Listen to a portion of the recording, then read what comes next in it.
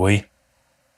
Isso que você vai escutar é um episódio do podcast Rádio Escafandro, que excepcionalmente está sendo publicado no canal do UOL. Se você quiser escutar todos os nossos mais de 80 episódios, procura por Rádio Escafandro na sua plataforma de áudio preferida. E se você quiser saber mais sobre o projeto, segue nosso perfil no Twitter e no Instagram, sempre com @Rádio Escafandro. Este podcast é uma produção da Rádio Guarda-Chuva.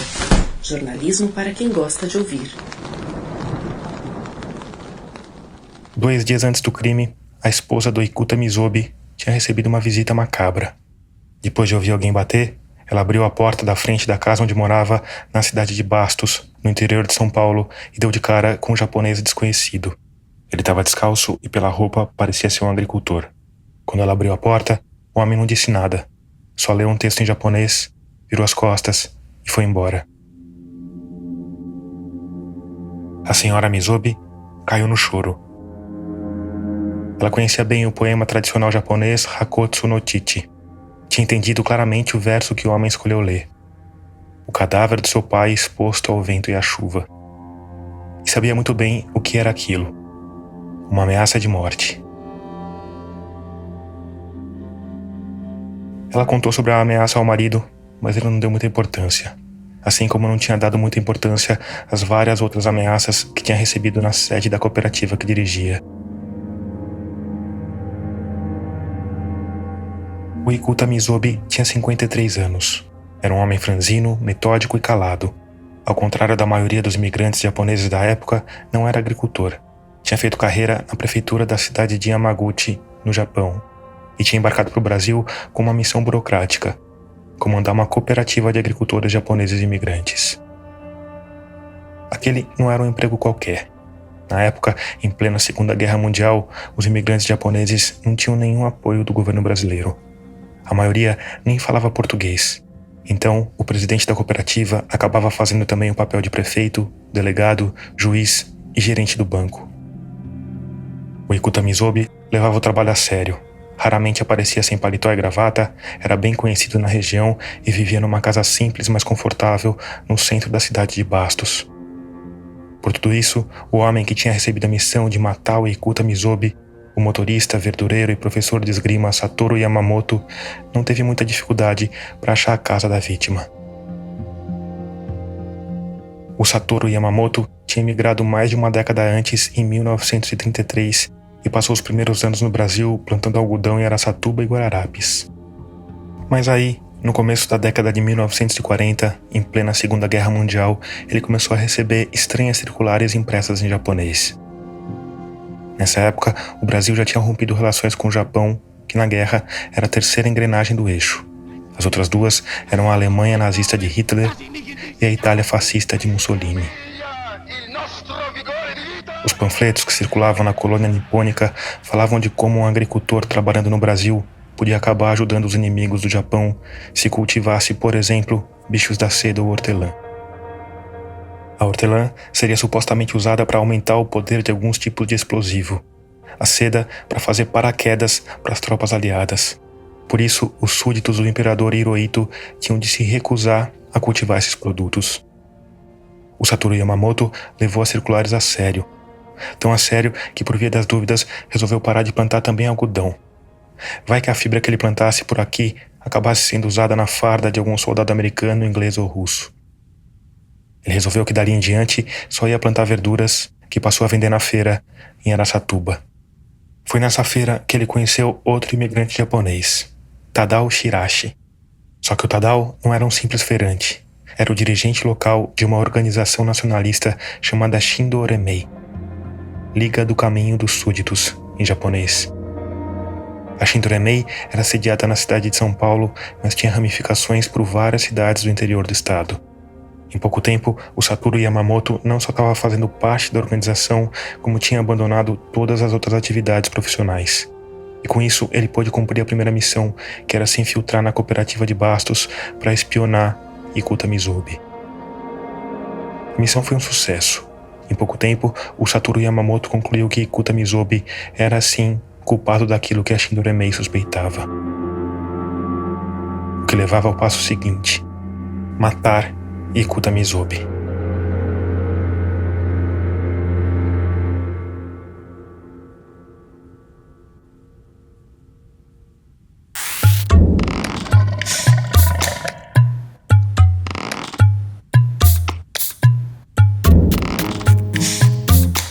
Eu sou Tomás Chiaverini e o episódio 87 de Escafandro já começou.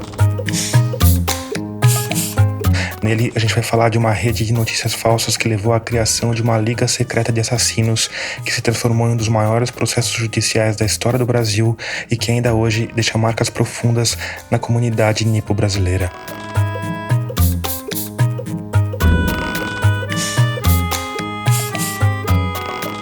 Esse episódio é um pouco diferente do que você está acostumado a escutar. Primeiro, porque a apuração não foi feita por mim. Ela foi feita a 4 mãos pela jornalista Juliana Sayuri, que é editora assistente do Tab UOL, e pelo Bruno Bartachini, que já colaborou com a gente antes. O Bruno e a Juliana passaram meses apurando a história, ouviram dezenas de pessoas e esse material deu origem a 2 produtos diferentes. Esse episódio que você está escutando é uma reportagem em texto que a Juliana escreveu para o Tab. A matéria da Juliana vai sair um pouquinho depois do nosso episódio, na madrugada do dia 13 de abril. Eu recomendo fortemente que você leia, porque a apuração é a mesma, mas a nossa abordagem é diferente e complementar. E o segundo ponto que faz esse episódio ser um pouquinho diferente é que ele vai ser publicado em 2 partes. O lado bom é que a gente vai publicar a segunda parte já na semana que vem. Ou seja, nesse mês você vai ter 3 episódios de Escafandro em vez de 2. Para você que está dando o primeiro mergulho com a Rádio Escafandro, eu preciso te dizer 3 coisas. Primeiro, seja muito bem-vindo, seja muito bem-vinda. Segundo, me segue na sua plataforma de áudio preferida. A gente está no Spotify, na Aurelo, na Apple, no Castbox. A gente está em todo canto e tem mais de 80 episódios sobre os mais diversos assuntos. Por último, eu preciso te dizer que esse podcast é totalmente mantido pelos ouvintes. Um grupo de pessoas luminosas que apoia o projeto financeiramente por meio de uma campanha de financiamento coletivo. É só por causa dessas pessoas que o podcast continua no ar há 4 anos e que a gente consegue, por exemplo, contratar repórteres colaboradores. E quem se torna ouvinte financiador tem uma série de vantagens. Ganha acesso antecipado aos episódios, a uma área com entrevistas completas, pode ter o nome citado no programa, pode gravar a ficha técnica de um episódio e, com valores mais altos, tem direito a uma caneca customizada ou a livros com dedicatória. Mas o mais importante é que com isso você fortalece o projeto, permite que a gente faça episódios cada vez melhores e ainda dá uma forcinha pro nosso combalido jornalismo. Enfim, com R$5 já dá para fazer parte e o caminho é rápido e seguro. É só ir lá em catarse.me/escafandro e escolher o valor com o qual você quer ou pode colaborar.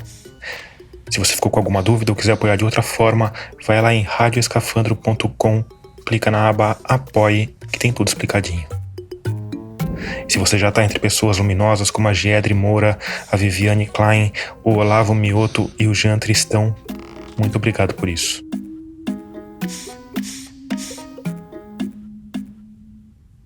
Alô? Esse é o jornalista e escritor Fernando Moraes. Oi, Fernando, bom dia, tudo bem? Bom dia, tudo bem? Bom dia, Tudo certo. O Fernando Moraes é um dos maiores biógrafos do Brasil, autor de clássicos como Olga, sobre a militante comunista companheira de Luiz Carlos Prestes, O Mago, sobre o escritor Paulo Coelho, e Lula, sobre o Lula. O Lula me cobrava em público, cadê o livro? Na verdade, no caso do Lula, por enquanto, a gente só tem o primeiro volume. E agora começou a cobrar o segundo volume.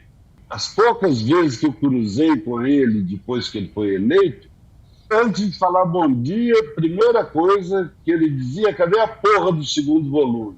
Mas enfim, muito antes de o Lula ser eleito pela primeira vez. Eu estava, já não me lembro mais em que ano, Provavelmente algo lá pelos meados da década de 1980. eu estava fazendo pesquisas para escrever o livro sobre o jornalista Assis Chateaubriand. Assis Chateaubriand, o Chateau, foi o maior magnata da mídia nacional, uma espécie de cidadão Kane brasileiro com uma história de vida épica que gerou uma quantidade ignorante de material a ser mastigado pelo biógrafo. Fiz 230 entrevistas, algumas delas longas. Teve entrevista que durou até 3 dias e, como costuma acontecer em trabalhos do tipo, muitas vezes horas de conversa acabavam resumidas em 1 ou 2 frases. Enfim, é assim. E aí, no curso desse processo, o Fernando foi percebendo um certo padrão de comportamento do Chateau. Que não era relevante, mas era saboroso, anedótico, sobretudo para um homem da importância pública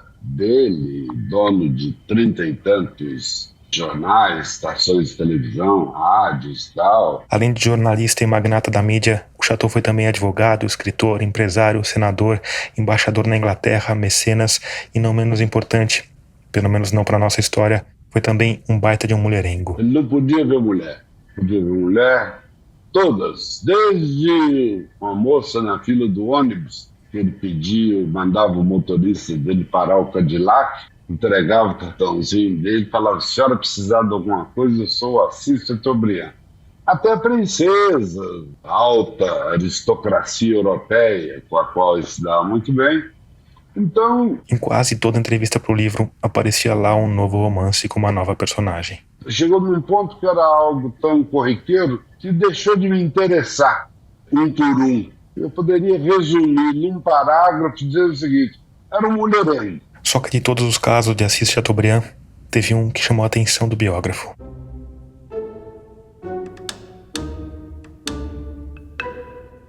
Alguém me falou: ele teve uma namorada muito bonitinha, Nisei, japonês. Aquilo fez o Fernando Moraes erguer as orelhas, porque ele sabia que o Chateau não tinha uma relação muito próxima com a comunidade nipo-brasileira. Ele tinha ligações, uma ligação forte com os libaneses e uma ligação forte também com os europeus, judeus europeus que tinham vindo depois da guerra. Mas japonês eu nunca tinha ouvido falar de relações dele. Claro que podia ser um daqueles casos em que o Chateau parou o Cadillac no ponto de ônibus e entregou um cartão. Mas também podia ser outra coisa. Mais interessante e jornalisticamente relevante. E aí descobri o nome da moça, que já não era uma moça como eu, já era uma senhora. Hoje, o passo seguinte seria jogar o nome da tal senhora no Google. Mas como o Google ainda não tinha sido inventado, o Fernando Moraes fez o que os antigos faziam. Foi olhar num gigantesco e estranho livro que era entrega de graça para todo mundo, onde constavam todos os nomes e todos os telefones das pessoas de uma determinada cidade. Um livro chamado Lista Telefônica. Você ia na lista telefônica e eu olhava lá Juliana Faiori, de alguma maneira eu ia acabar batendo no seu telefone. O Fernando achou o telefone da tal senhora, ligou, ela atendeu, explicou que era jornalista, que estava escrevendo um livro sobre Assis Chateaubriand e que alguém tinha dito que eles se conheciam. Fui muito delicado, muito cuidadoso, até porque podia ser mentira. Mas não era. Ela confirmou que tinha conhecido o Chateau, topou dar uma entrevista sobre o assunto. O Fernando Moraes foi até a casa dela, ligou o gravador e fez a pergunta que seria a ponta de um longo novelo a ser desenrolado lentamente através dos anos seguintes. Como é que a senhora conheceu o Chateau?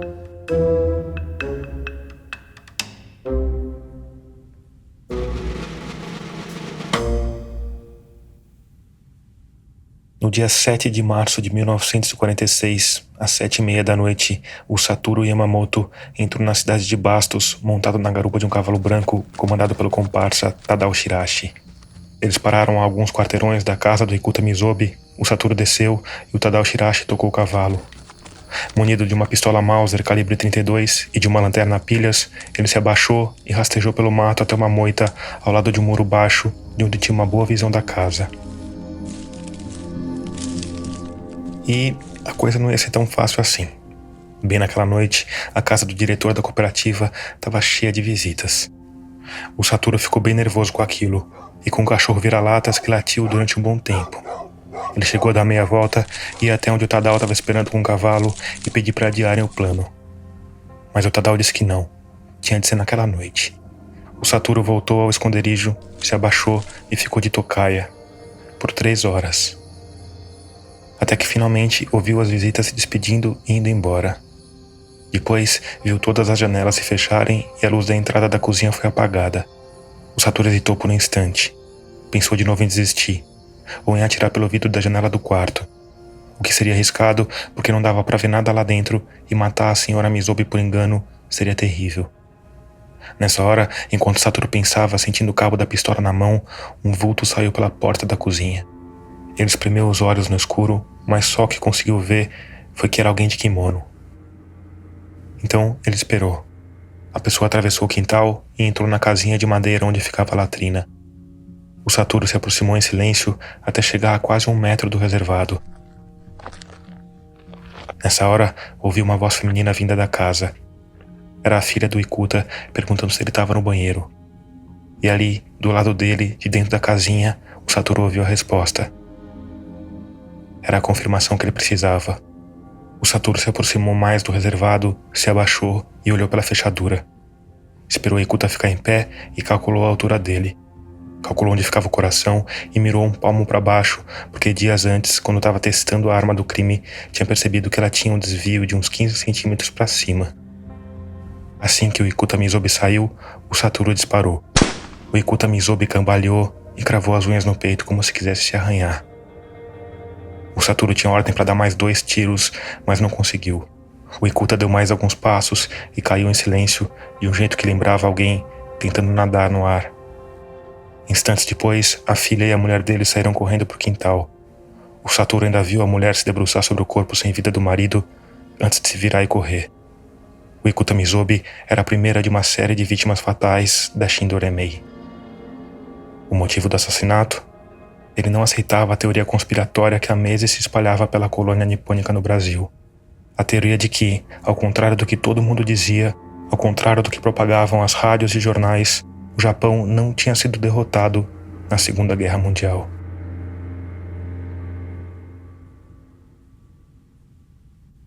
Como é que a senhora conheceu o Chateau? Ela falou, foi uma casualidade. Uma casualidade que tinha a ver com a caligrafia do biografado. A letra do Chateau era algo absolutamente ilegível. Era muito, muito, muito, muito semelhante a um eletrocardiograma de um coração funcionando direito.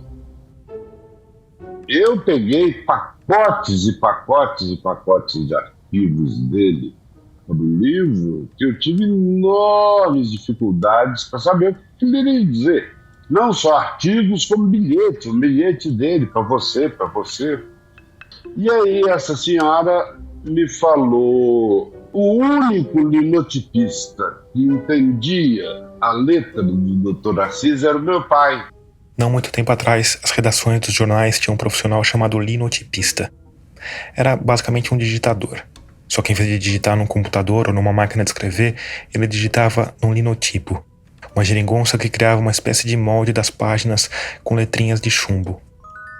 Não deixava de ser curioso que nenhum brasileiro entendesse a letra do patrão e o que fosse entender tivesse sido um Nicei.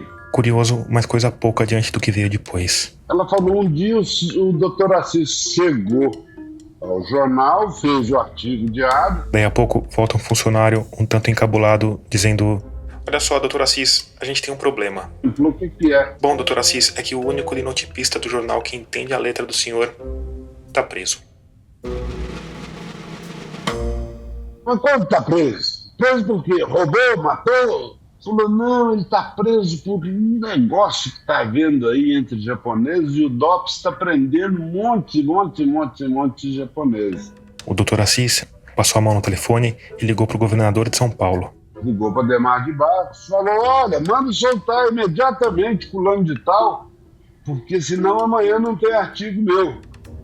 Não sei se o Demar entendeu direito, mas mandou soltar. Na mesma noite, o pai da moça estava de volta à redação. Foi lá, sentou no linotipo e transcreveu o artigo de Chateau. Falei, mas por que seu pai foi parar no DOPS? Ele era do Partido Comunista, era ligado ao partidão e tal? Falou, não, ele nem se interessava por política, ele era da Shindoremei. Eu falei, era do quê? Ela falou, da Shindoremei.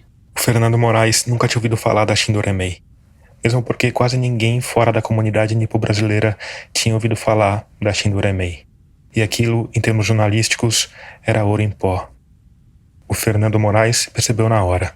Só que a filha do linotipista também percebeu na hora. Na hora que ela percebeu, espertíssima, que eu estava interessado, já não estava tão interessado do Chateau, e estava querendo saber da Shindoremei, ela começou a disfarçar Dizer, não, isso é um negócio que não tem interesse nenhum para a opinião pública.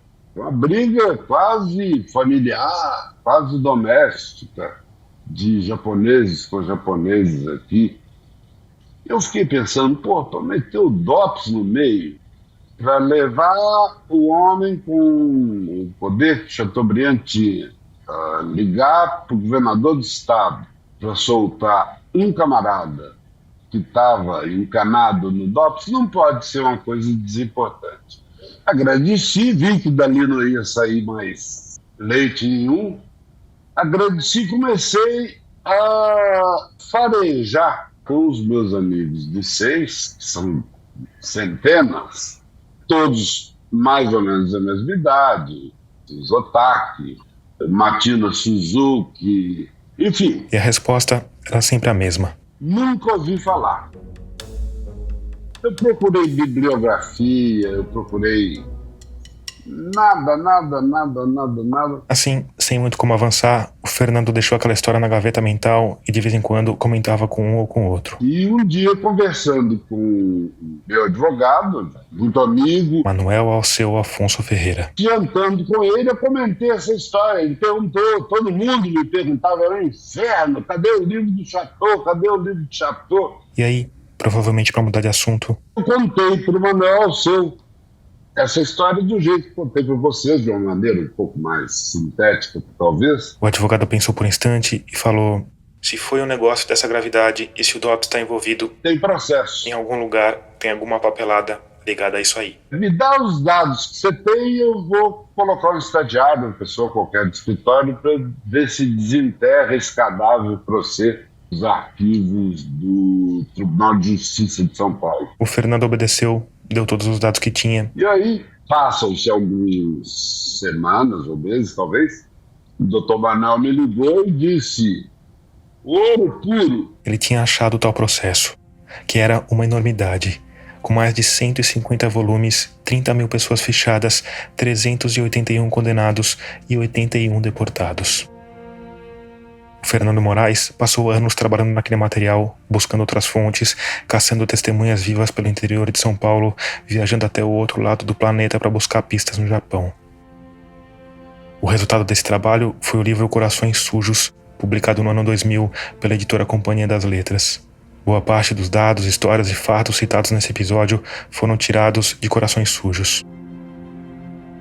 O livro tem 349 páginas, é recheado de fotos e documentos históricos e foi esculpido na prosa cinematográfica que é a marca do Fernando Moraes. Mas diferentemente de outras obras dele, como Chateau ou Olga, em que o leitor se sente encarnado na pele do personagem biografado, nesse a impressão que fica é que o texto é uma grande busca. Uma tentativa incompleta de entender o que afinal aconteceu entre 1945 e 1947, que fez quase metade da colônia japonesa no Brasil, coisa de 100 mil pessoas, virarem as costas para o mundo e, contra todas as evidências, acreditarem que o Japão tinha vencido a Segunda Guerra Mundial. E mais, de tentar entender como um número considerável e desconhecido dessas pessoas se uniu para criar células terroristas que apavoravam os próprios compatriotas com ameaças, atentados à bomba e assassinatos à bala ou na lâmina das katanas, as espadas tradicionais japonesas. E para entender isso, assim como fez o Fernando Moraes, a gente precisa voltar um pouco mais no tempo para quando o Brasil vivia a ditadura do Estado Novo. Um período em que os imigrantes japoneses eram tratados basicamente como inimigos. Em novembro de 1937, sob várias alegações de que a direita ou a esquerda estavam tentando tirar do poder, esse é o jornalista e escritor Jorge Okubaro. Getúlio dá um golpe, chamado o Golpe do Estado Novo, e assume o poder ditatorial. O Jorge Okubaro é articulista do jornal O Estado de São Paulo, trabalhou nas principais redações do país e é autor do livro O Súdito, sobre a história da imigração japonesa. Não há mais congresso e o judiciário está fortemente cerceado pela ditadura varguista, que é a chamada ditadura do Estado Novo. Para sustentar essa ditadura, o Getúlio lançou mão de dois dos ingredientes prediletos dos tiranos em geral: a truculência contra os opositores e o nacionalismo com altas doses de xenofobia. Para piorar, mesmo antes de o país entrar na guerra, navios brasileiros vinham sendo alvo de submarinos alemães. Entre 1939 e 1945, as tropas nazistas afundaram 32 navios mercantes e 3 embarcações militares, matando quase 1.500 pessoas. Nessa época, a polícia brasileira encontrou uma rede de rádios espiãs nazistas que passavam informações sobre os alvos. E como os japoneses eram aliados dos alemães, tanto o governo quanto a população em geral passou a desconfiar deles também. Há uma sistematização de medidas restritivas à ação de estrangeiros. Aí, em 1942, depois de um longo período de indecisão, Getúlio Vargas finalmente se juntou aos aliados e declarou guerra ao eixo. Imediatamente, alguns estrangeiros se tornaram mais estrangeiros do que os outros. As medidas restritivas foram numa escalada. Os imigrantes de países do eixo passaram a sofrer confiscos em contas bancárias, foram proibidos de ter rádios e automóveis, de viajarem sem autorização e de se reunirem mesmo em eventos privados. Mas o pior para os imigrantes do Japão foi o banimento quase total do idioma deles e a proibição de escolas japonesas. O fechamento das escolas de língua japonesa era como a destruição da alma de um povo. Isso porque nas escolas, além da língua e das matérias básicas, as crianças aprendiam o modo de vida japonês. Assimilavam boa parte disso que o Jorge Okubaro chamou de alma de um povo. Aqui é importante dizer que a maior parte dos imigrantes japoneses, diferentemente dos italianos, não tinham a intenção de ficar no Brasil para sempre. A ideia era vir, fazer um pé de meia e voltar ao país natal. Por isso, muitos deles nem se preocuparam em aprender o português. Muito poucos deles dominavam bem o português a ponto de poder ler uma publicação em língua portuguesa. Eram muito poucos. E quando se viram privados do único idioma que tinham, perderam quase que completamente o contato com o mundo externo. Você imagine, se aqui em São Paulo, no município de São Paulo, capital, não eram muitos, imagine como seria, digamos, em Álvares Machado, em Lucélia, em Tupã. Então isso realmente é um fator muito importante para que... Naquela época não se usava a expressão, mas que fake news prosperassem com a velocidade que prosperou e com o impressionante alcance que obteve. Impressionante. É vocês têm campo inimigo. Esse é o historiador, filósofo e psicanalista Diego Avelino de Moraes Carvalho. Você está sendo mandado para campo de concentração, você está sendo assassinado em praça pública. Ele é autor da tese de doutorado O Martírio no Sol Poente, em que investiga o caso da Shindoremei. A tese foi defendida em 2017 na Faculdade de História da Universidade Federal de Goiás. É você ter o seu comércio desapropriado, é você sofrer violências das mais variadas possíveis. E de repente, então, há esse apego, né? O sintoma que é interessante, porque você se apega àquilo que te gera uma unidade, aquilo que te promete um retorno, aquilo que te faz lembrar quem você é no seu espírito, na sua essência, né?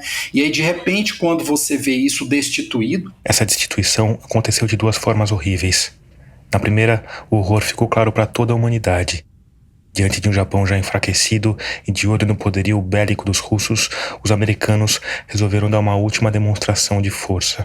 Em 6 de agosto de 1945, às 8h15 da manhã, um bombardeio B-29 jogou a primeira das únicas 2 bombas atômicas jamais usadas em conflitos. A ogiva de fissão de urânio, carinhosamente apelidada de Little Boy, explodiu 600 metros acima do solo de Hiroshima.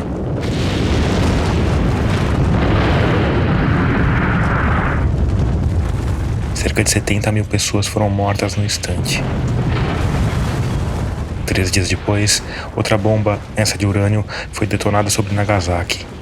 Soma das pessoas que morreram nas 2 explosões, as que morreram depois por causa da radiação, foram entre 130 e 250 mil mortos. E se o horror das bombas ficou claro para todo o planeta, o outro horror ficou claro só por japoneses.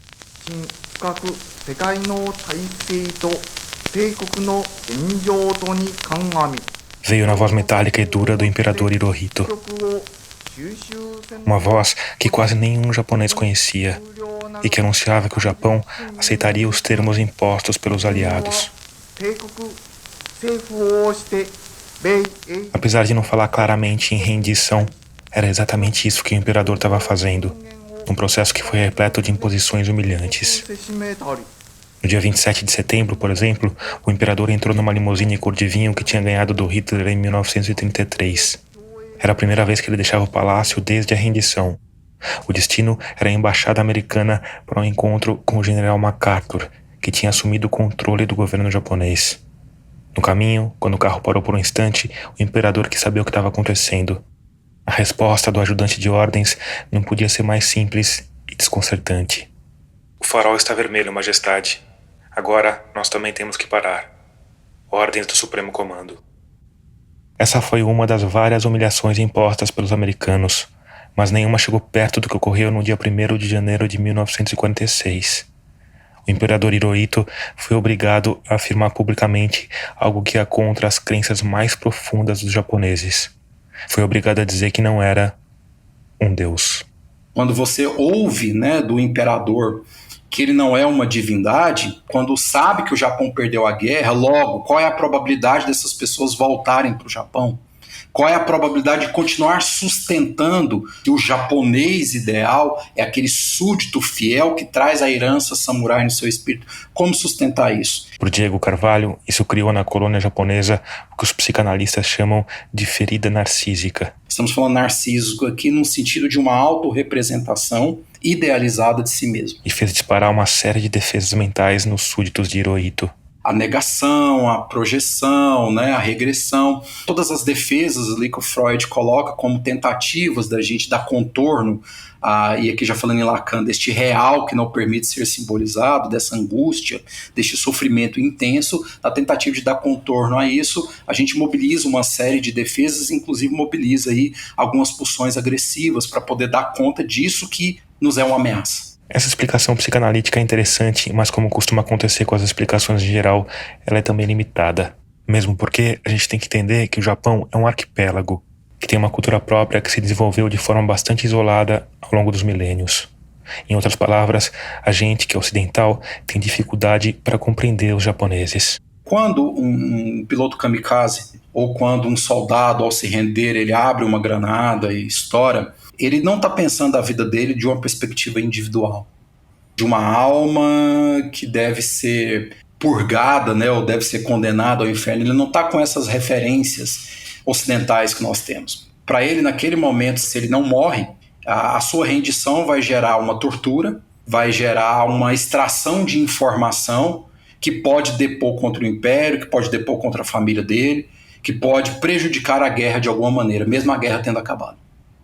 Então é também um senso de coletividade bélica que não é comum entre nós. Então é uma outra forma de compreender o que é a vida, compreender o que é a morte e de compreender quais são os nossos atos. Um exemplo desse outro jeito de encarar a vida e encarar a morte é o seppuku, o ritual de suicídio que é normalmente feito pelo harakiri, um corte no próprio ventre com uma espada de lâmina curta. Durante um momento, é importante dizer, virou uma espécie de circo e pão. Né? Então a gente tem registro assim, de que alguns desses seppukus eram realizados em praça pública, então havia toda uma teatralização. Tem um seppuku muito famoso que o sujeito ele faz o corte no seu ventre e ele arranca, né, as tripas e as vísceras para fora e ele morre antes de ser decepado pelo caixaco, né, pelo executor ali. E aquilo ali foi ovacionado pela plateia que existia. A notícia de que o imperador Hirohito tinha se assumido como mortal deu a volta no planeta e chegou ao Brasil. Como contou Fernando Moraes, por volta das 9 da noite, ela foi captada pela rádio de um agricultor nas imediações de Tupã, a pouco mais de 500 quilômetros de São Paulo. Quando terminou de escutar aquilo, o homem não teve dúvida. Foi até o sítio do vizinho, o imigrante Shigeo Koketsu, para tirar satisfações. E para surpresa dele, em vez de encontrar um ambiente de luta e tristeza, ele encontrou uma festa. Um grupo de amigos comemorava o Oshugatsu, o início do 21º ano da Era Showa, ou seja, do reinado de Hirohito. Enfurecido com aquilo, o homem gritou ainda da cerca: "Olha aqui, cambada de bodes!" Bode era um apelido pejorativo que os japoneses recebiam porque costumavam usar cavanhaque. "Acabou de dar na rádio, seu imperador não é deus merda nenhuma. É gente que nem eu, caga e mija que nem eu. O Japão perdeu a guerra. Vocês agora vão ver quem é que vai botar canga em quem." Quando se virou para ir embora, ele topou com uma vara de bambu fincada no chão. No alto, um tecido de seda. O inconfundível sol vermelho sobre o fundo branco. E aquilo já era demais. Afinal, hastear a bandeira japonesa, assim como aquela reunião toda, eram crimes no Brasil de Getúlio. O homem saiu de lá direto para a delegacia e em pouco tempo a casa do Shigeo era invadida por um destacamento da Força Pública comandado pelo cabo Edmundo Vieira Sá. O cabo já chegou dando voz de prisão e distribuindo tapas, socos e pontapés.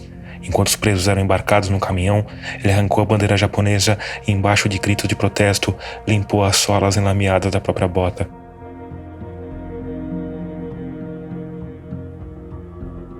Na delegacia, como a maior parte dos presos não falava português, a polícia providenciou um intérprete.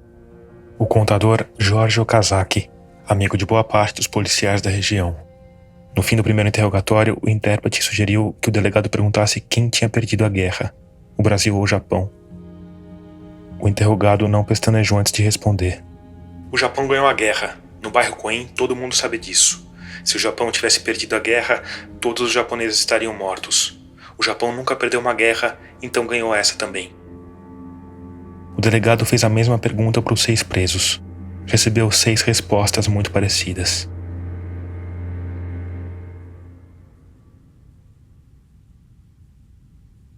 Apesar de certa comoção na colônia, o dia seguinte transcorreu sem novidades. Mas na manhã posterior, quando saía para o trabalho, o contador e intérprete Jorge Okazaki topou com enormes caracteres pintados na fachada da casa dele durante a noite. Traidor da pátria. Na porta de entrada, outro recado, também em japonês, mas escrito num pedaço de papel. Lave sua garganta. O Okazaki sabia bem reconhecer uma ameaça de morte feita por um conterrâneo. A ordem para lavar a garganta era uma expressão usada antes de execuções. Lavar a garganta para não contaminar a lâmina da katana. O Okazaki correu para a delegacia e contou aos amigos que estava sendo ameaçado. No começo, eles não levaram o intérprete muito a sério. Mas aí, por volta das 9 da noite, algo completamente insólito aconteceu na pequena cidade de Tupã. 7 japoneses descalços, vestindo roupas claras de algodão, munidos de katanas e bastões, caminharam pelas ruas da cidade. Os moradores assustados se metiam em casa, trancavam portas e janelas, enquanto os 7 seguiam pelo centro de Tupã até se postarem diante da delegacia. Quando percebeu que um dos japoneses tentava arrombar a porta da frente, o carcereiro saiu de fuzil em punho. Perdeu o juízo, japonês? Se você está pensando que vai entrar aqui para soltar os presos, pode tirar o cavalo da chuva. Antes disso, eu varo metade na baioneta e passo fogo no resto. O líder do grupo, que ficaria conhecido como os 7 Samurais de Tupã, não se abalou. Ninguém veio aqui soltar preso. A gente veio matar o cabo Edmundo que desrespeitou a bandeira japonesa. O carcereiro deu alguns passos para trás e se encostou na porta, tentando entender como tinha ido parar naquele estranho faroeste nipônico. A população da cidade espiava pelas frestas das portas e janelas. Quem entrar leva bala. O Edmundo não tá na delegacia. O impasse durou alguns instantes até que eles chegaram a um acordo. Um dos 7 samurais foi autorizado a entrar na delegacia e conferir se o cabo Edmundo estava lá ou não. Depois de algum tempo, ele saiu e disse aos companheiros que o carcereiro estava dizendo a verdade. Ele fugiu. Vai morrer em casa. Os 7 se viraram e atravessaram a cidade outra vez até a pensão onde morava o cabo. Arrombaram a porta, revistaram todos os cantos e nada do sujeito. Mas diante da argumentação sólida das espadas samurai, a recepcionista não pensou 2 vezes antes de entregar o destino do cabo Fujão. O tênis clube. Os japoneses não disseram nada, viraram as costas e seguiram na ronda noturna. Só que a essa altura, o carcereiro já tinha ido até a casa do comandante da 5ª Companhia do Exército e quando os 7 samurais chegaram no esconderijo do cabo, acabaram cercados por um pelotão armado de fuzis. Mais tarde, na delegacia, quando passou pelo intérprete Jorge Okazaki, um dos samurais repetiu a ameaça. Você está com o coração sujo. Lave sua garganta, traidor.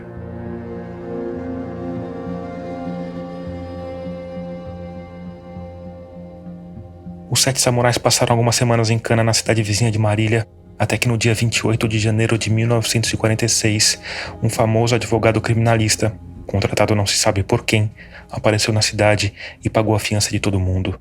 Quando voltaram para Tupã, os 7 foram recebidos como heróis pela colônia. O fotógrafo Masashige Onishi achou por bem registrar aquele momento histórico numa foto que meio século depois ilustraria a capa do livro do Fernando Moraes. Uma foto que teve de ser repetida várias vezes porque quase todos os japoneses da região queriam um retrato na companhia dos famigerados 7 samurais.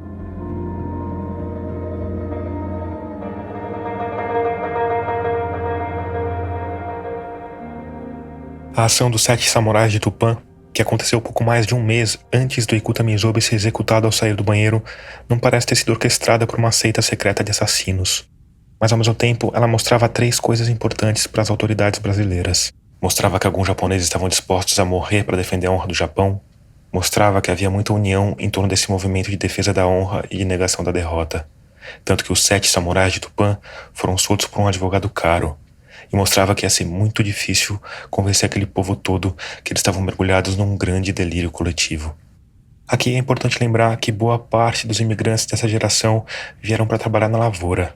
Eram pessoas simples, o que fazia delas as vítimas ideais. Era mais fácil você ser vítima da fake news naquela época, principalmente porque você não sabia ler. Então você recebia uma cópia da Life, ou do Time, ou do Asahi Shimbun, com as manchetes trocadas e tal. Pois é, muito antes do grupão de Zap, a Shindoremei já falsificava publicações conhecidas para espalhar notícias falsas. Você tinha ali um universo que estava esperando fake news. Essa rede de desinformação, vale dizer, foi usada para objetivos que estavam bem distantes do nacionalismo. Teve muito malandro manipulando os imigrantes para ganhar dinheiro. Ao que tudo indica, muito dinheiro. Um dos golpes se consistia em vender terrenos inexistentes em uma ilha do Pacífico supostamente dominada pelo Japão vencedor. Outra, talvez mais cruel, vender passagens de navio de volta para a terra natal. Em setembro de 1945, por exemplo, 2.000 imigrantes japoneses se descambaram para a cidade de Santos para esperar uma esquadra da marinha japonesa que nunca chegou.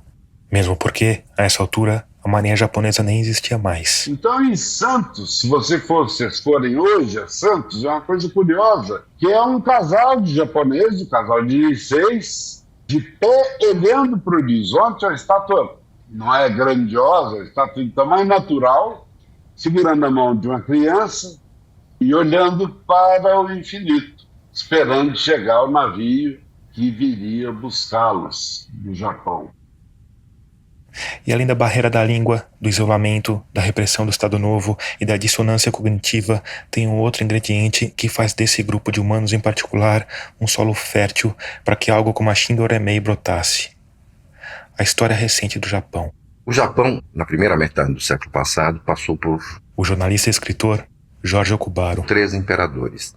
O primeiro, o imperador Meiji, era menor de idade quando assumiu o poder, em 1868. A identidade do Japão como a gente conhece hoje foi forjada nessa época, período Meiji. Primeiro ele abre o Japão, que vivia fechado durante o governo do shogunato, manda algumas das principais cabeças japonesas para estudar na Alemanha, na França, na Inglaterra e nos Estados Unidos, importa conhecimentos científicos de que o Japão não tinha notícia por causa do fechamento até 1867, e transforma o Japão numa potência, numa velocidade absolutamente espantosa. A primeira siderúrgica de 1893, o Japão derrota a China em 1895, derrota a Rússia em 1905, passa a fazer parte da Liga das Nações, está entre as nações vencedoras da Grande Guerra 14 e 18. Em 18, obviamente, Meiji tinha morrido, ele morreu em 13. Depois dele, veio o imperador Taisho, seguido por Hirohito. Nesse período, há a construção de uma identidade japonesa basicamente ideológica. E essa ideologia é focada na ideia da indestrutibilidade, no caráter de Deus do imperador do Japão. E os exemplos práticos, a extraordinária evolução, o fato da eliminação do analfabetismo em meados da última década do século XIX, tudo isso justificava aquela ideia de que o Japão era um grande país. Essas pessoas que vieram, muito provavelmente a maior parte nasceu depois da era Meiji, essas pessoas foram criadas assim. As informações que recebiam justificavam, valorizavam, fortaleciam e estimulavam essas crenças. As práticas cotidianas na escola também justificavam isso. As crianças, quando iam à escola japonesa, que o japonês chamava de Nihon Gakko, elas oravam diante da foto do imperador e normalmente terminavam a oração gritando Banzai. Banzai significa 1000 anos. 1000 anos para o imperador. Tenno Heika Banzai. Na verdade, apesar do significado ser mais ou menos o mesmo, Banzai significa 10.000 anos, não 1000 anos. Eles foram criados assim.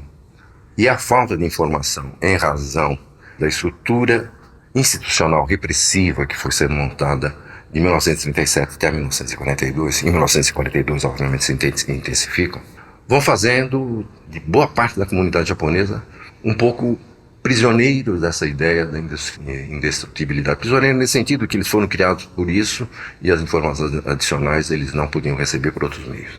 Mas se os elementos que fertilizaram o terreno da radicalização estão claros, o mesmo não se pode dizer da origem exata da Shindoremei. Há várias interpretações aí sobre a fundação da Shindoremei. O Jornal Diário da Noite, numa edição de 1942, diz que a Shindoremei foi fundada em Marília, no Hotel Sawaia, dá o nome das pessoas que estiveram lá e tal. No processo judicial da Shindoremei, um dos seus fundadores, inegavelmente um dos seus fundadores, de nome Ryutaro Negoro, garante que a Shindoremei foi fundada no dia 22 de julho de 1945. Mas o fato é que essa organização passou a existir, passou a articular as atividades da comunidade japonesa. E, a partir daí, isso se transforma numa coisa militarizada. Essa militarização da Shindoremei, ou de uma parte da Shindoremei, parece ter sido feita por um tenente-coronel do exército imperial japonês chamado Junji Kikawa. Coronel Kikawa, valente, baixinho. O Junji Kikawa tinha 67 anos e 7 filhos quando chegou no Brasil. Passou algum tempo como agricultor no interior, depois montou uma tinturaria num sobrado no final da Rua Vergueiro, em São Paulo. Ele militariza o movimento. Começa a montar células. A maioria das vezes, como qualquer partido clandestino faz. Faz célula escondida e tal, e com peculiaridades da cultura japonesa muito especiais. Você chamar um grafólogo para redigir a carta de suicídio do sujeito, e o cara tinha só que assinar e fazer o harakiri. Quem se recusasse, não importa se por razões políticas ou porque não queria se matar, eu, por exemplo, não quero me matar, eles matavam. Depois da morte do Ikuta Mizobi, a Shindoremei criou um ritual para as execuções. Os derrotistas, ou makegumi, eram surpreendidos em casa, quase sempre de madrugada, por um grupo de vitoristas assassinos, os Tokotai.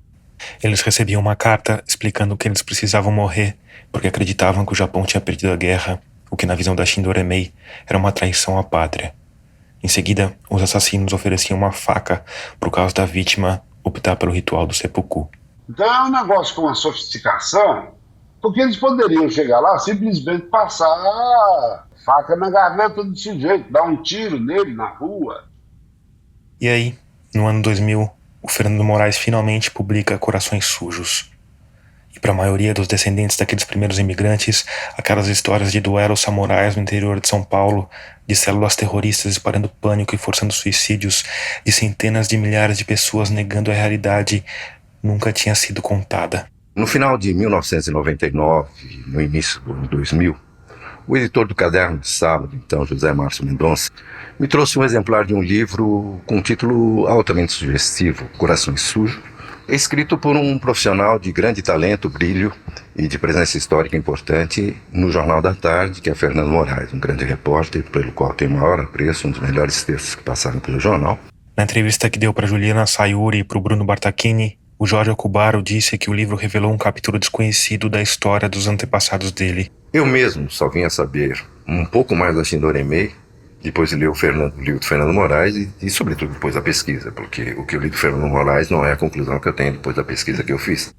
Eu sabia que havia envolvimento com a polícia, havia envolvimento e divisão da comunidade, chamemos assim a comunidade nipo-brasileira no Brasil, mas não conseguia entender o alcance nem as dimensões daquilo tudo, e ao ler Corações Sujos, eu tive várias percepções. Aqui, se você está em dúvida sobre a opinião do Jorge Okubaro a respeito do livro, cara ouvinte, você não está sozinha. O Jorge Okubaro, como boa parte dos jornalistas brasileiros, parece ter uma baita admiração pelo Fernando Moraes. Mas conforme a Juliana e o Bruno foram puxando o fio, foi ficando claro que a Shindoremei era uma ferida no passado do Jorge Okubaro. E Corações Sujos tinha jogado sal nessa ferida. A resenha que ele escreveu ganhou o título de Os Anônimos da Shindoremei. Quando eu descobri que a Shindoremei tinha mais de 80% da comunidade japonesa, e ali são retratadas 30 pessoas, muito bem retratadas, então eu imaginei que, digamos, 127.970 pessoas não estavam ali descritas. Por isso eu chamei os anônimos da Shindoremi. Essa me pareceu uma crítica estranha, ainda mais vinda de um jornalista. O jornalismo é feito de escolhas, de cortes e de recortes, mesmo porque é impossível escrever um livro sobre 100 mil pessoas. De qualquer forma, ele tem outra crítica, mais pontual. Faço todos os elogios do ponto de vista jornalístico, de texto, mas a meu ver, e a ver de outras pessoas, é a visão da polícia de um episódio. É apenas a visão da polícia. O Jorge Okubaro disse que a resenha foi bastante lida e que causou impacto nos amigos descendentes de japoneses. Tanto que um deles resolveu fazer uma provocação. Pô, Jorge, precisou um gaijin escrever sobre a Shindoremi? O termo gaijin quer dizer estrangeiro em japonês. Mas no Brasil, muitos imigrantes e descendentes de imigrantes usam um termo para se referir a não japoneses. Eu falei, pô, eu sou um Nihonjin, tenho a competência que ele tem, eu posso escrever um livro sobre a Shindoremi. Aí em 2000 passei a pesquisar. Essa pesquisa do Jorge Okubaro foi ligeiramente diferente da pesquisa do Fernando Moraes. Afinal, o Jorge Okubaro é descendente de japoneses. Mas não é só isso. No livro que resultou dessa pesquisa, ele assina como Jorge J. Okubaro. Esse J é a abreviação de Junji. Quando eu nasci, o meu pai me homenageou com o nome de Junji. Jorge Junji Okubaro. Esse nome Junji é homenagem a um cidadão chamado Junji Kikawa, que vem a ser um tenente-coronel da cavalaria do exército japonês e que vem a ser também o principal dirigente da Shindoremi. Lembra do homem responsável por militarizar o movimento? Pois é. Então eu tenho como meu nome japonês uma homenagem ao principal dirigente da Shindoremi. Curioso. Não tenho vergonha disso, não. Era o meu pai. Era o meu pai. O pai do Jorge Okubaro nasceu em 1905 na ilha de Okinawa e migrou para o Brasil aos 13 anos. Começou colhendo café, passou a plantar algodão, sempre um contratado para fazer esse serviço, nunca ganhou dinheiro. Mudou-se várias vezes, teve todos aqueles problemas que os imigrantes tiveram nessa primeira fase da imigração japonesa. Língua, comida, trabalho muito mais intenso do que havia prometido, rendimento quase zero, muito próximo de zero. Foi também um nômade, como boa parte dos imigrantes que não conseguiu adquirir terra, nunca teve nenhuma propriedade até o fim da vida. Casou-se com a minha mãe em 1932, minha mãe é nascida em 1908. Eles tiveram 7 filhos originais, um dos quais morreu com 3 anos, e adotaram mais duas crianças, filhas de uma sobrinha da minha mãe, uma prima minha. Então, fomos criados como se fôssemos 8 irmãos, eu sou o mais novo deles. Aí, em 1946... Quando ocorrem esses episódios todos sobre os quais falamos, da Shindoremi, ele estava morando em Araraquara, e a minha mãe estava grávida pela 7ª vez, que era de mim mesmo. E sem que a família soubesse exatamente por quê, o pai do Jorge Okubaro foi preso. Em maio de 1946, foi liberado uns 20 dias depois, mas de qualquer forma ficou preso. E aí virou réu do processo da Shindoremi. O Jorge Okubaro disse que não sabia muito mais do que isso. Eu praticamente não sabia nada da Shindoremi, apenas sabia que meu pai tinha sido preso e que a prisão dele implicava a necessidade de contratação de um advogado, de uma família pobre, morando nos barracos em Santo André, feirante, vendendo óleo na feira. Os filhos ainda não tinham dinheiro não tinham idade para trabalhar e tal. Ainda tínhamos que pagar um advogado. Devia ser uma quantia módica, mas eu vi que de tempos em tempos havia uma referência muito rápida ao fato de que precisava ter dinheiro para pagar o Dr. Mâncio. Então era assim que eu sabia que meu pai tinha participação no processo judicial da Shindoremi. Depois que saiu da prisão, aconselhado por uma professora dos filhos, o pai do Jorge tomou uma decisão das mais dolorosas. Ele resolveu que todas as pessoas da casa iam falar apenas português. Que tipo de apoio você acha que ele dava? O apoio político. Ele era parte do séquito. Ele é um súbdito. Ele é um súbdito. Mas dentro de uma perspectiva mais local, aqui, o que você sabe, qual que é a... Ele ia em reuniões... Ele ficou amigo das pessoas que depois vieram fazer parte da Shindoremi. Ele era amigo dessas pessoas. Ele procurava essas pessoas que defendiam a grandiosidade do Império Japonês. Mas ele não chegou a cometer nenhum crime de sangue? Não. Eu não vejo meu pai fazendo jorrar o sangue de seus compatriotas para lavar a honra do Império Japonês. Nunca. Ouvindo o Jorge Okubaro falar, eu entendo bem a névoa que cobre vastas planícies do livro do Fernando Moraes. Poucos imigrantes de japoneses querem de fato falar sobre o assunto. Para o Jorge, esse também parece ser um tema difícil. Tanto que em O Súdito, livro que começou como uma resposta a Corações Sujos, ele acaba dedicando só um punhado de páginas a Shindo Remei. Ainda assim, depois de ouvir a íntegra da entrevista dele, a gente ficou com uma dúvida importante. Porque se a versão do Fernando Moraes é a versão que estava nos arquivos da polícia e o Jorge Okubaro foi tentar dar uma resposta a essa versão, qual é essa resposta? O que ele achou de diferente? A gente mandou essa pergunta alguns dias depois e ele respondeu numa mensagem de áudio. O que eu descobri é que várias razões levaram a um grupo muito grande de japoneses a aceitar certas ideias que para nós parecem esdrúxulas hoje, 70 ou quase 80 anos depois, mas que na época tinham um grande valor porque essas ideias resultavam da formação básica que os imigrantes pioneiros tinham. Então é isso que leva à formação de uma organização nacionalista, obviamente criminosa. Não estou defendendo a Shindo Remei, muito longe disso. É uma organização criminosa, é uma organização de nacionalistas fanáticos, mas que não foi constituída basicamente para praticar crimes de morte. Importante dizer que o Fernando Moraes não afirma isso em nenhuma parte do livro.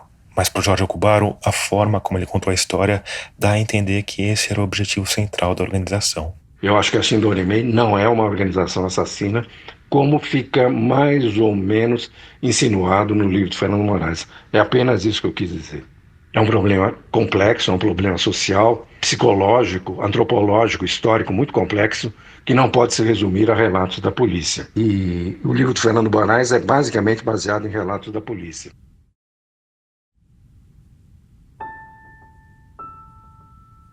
No próximo episódio, que chega aos tocadores daqui a uma semana, a gente vai trazer mais histórias da Shindo Remei, incluindo relatos inéditos de parentes de quem matou e de quem morreu por causa de uma notícia falsa.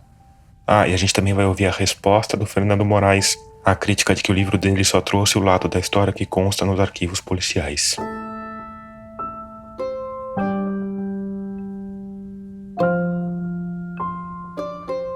Mas antes de terminar, eu quero te falar da Rádio Guarda-Chuva, nossa rede de podcasts jornalísticos que está com novidade.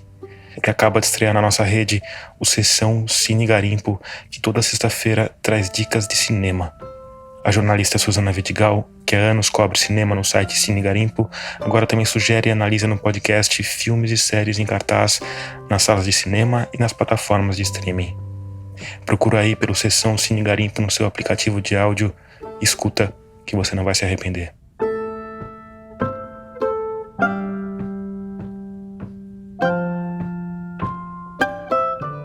Termina aqui o episódio 87 de Escafandro.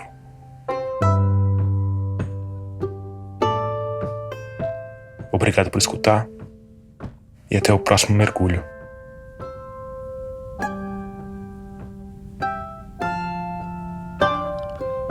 Oi, aqui é o Ronaldo Rodrigues e eu tô falando de São Paulo, capital. Esse episódio contou com a reportagem de Juliana Sayuri e Bruno Bartachini e teve apoio de produção do Matheus Marcolino.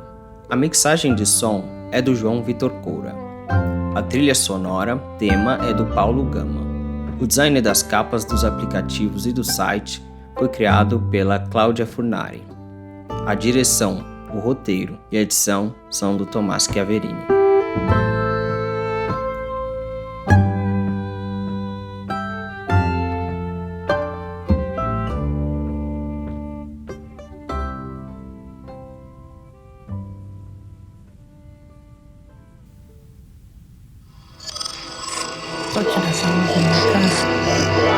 Esse podcast é apresentado por b9.com.br.